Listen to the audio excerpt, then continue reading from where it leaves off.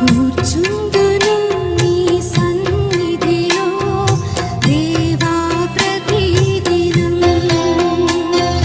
ధ్యానింతును నీ వాక్యమును దేవా ప్రతిక్షణం. ప్రభువైన యేసుక్రీస్తు నామములో అందరికీ శుభాభివందనాలు. ఈరోజు దేవుని వాక్యము కీర్తన గ్రంథం 84వ అధ్యాయము 11వ వచనం. యథార్థవంతులకు ఆయన ఏ మేలు చేయక మానడు. ఒకసారి రాజుగారు ప్రయాణం వెళ్తున్నప్పుడు ఇద్దరు భిక్షగాలు కనిపించారు. ఒక భిక్షగాడు, నువ్వు చిరంజీవి అగునుగాక, నువ్వు మహారాజువి, నీవే మా దేవుడివి అని అడిగాడు.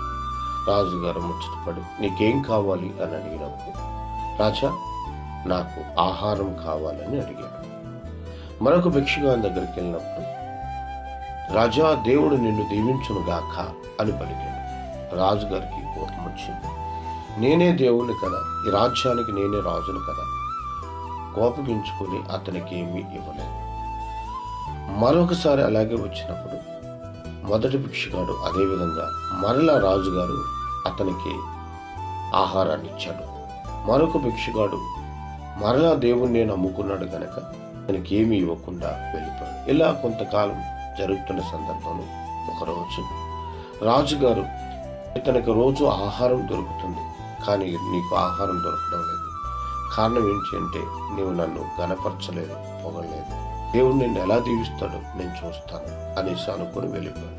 ఒకరోజు రాజుగారు తన దాసుడి చేత ఒక మంచి ఆహారాన్ని తను పొగిడినటువంటి భిక్షగానికి పంపించారు.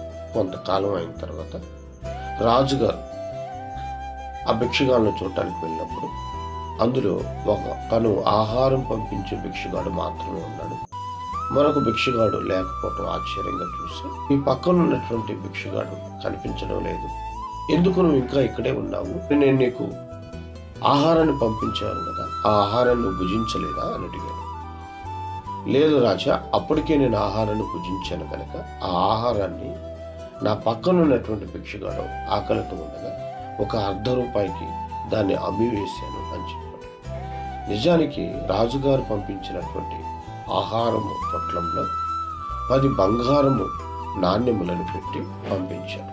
అయితే ఆ ఆహార పొట్లాన్ని తీసుకున్నటువంటి ఆ భిక్షగాడు మరెన్నటికీ ఆ ప్రాంతంలో కనిపించలేదు.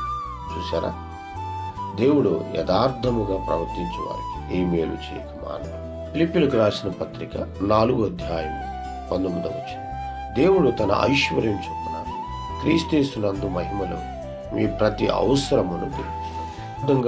నమ్ముకున్నటువంటి వారి జీవితంలో ప్రతి అవసరతను, అక్కరతను తన మహిమైశ్వర్యం చొప్పున తీర్చేవాడిగా ఉంటాడు. ప్రేమ నమ్మకం కలిగిన తండ్రి, వందనాలు, స్తోత్రాలు చెల్లిస్తున్నాం ప్రభా. మా ఆత్మీయమైన క్రైస్తవ జీవితంలో యథార్థంగా మేము ప్రవర్తించినప్పుడు నాన్న ప్రతి విషయంలో మాకు మేలు చేసేవాడిగా ఉంటావు. కాబట్టి ఎప్పుడు కూడా మా యథార్థతను పోగొట్టుకోకుండా నాన్న నీతి యథార్థత కలిగి నన్ను మేము జీవించి నన్ను మేము ఆశీర్వాదకరంగా ఉండటకు సహాయం చేసి మేము తెచ్చుకోమని యేసుక్రీస్తు నామములో అడిగి వేడుకొని ప్రార్థిస్తున్నాం తండ్రి. ఆమేన్.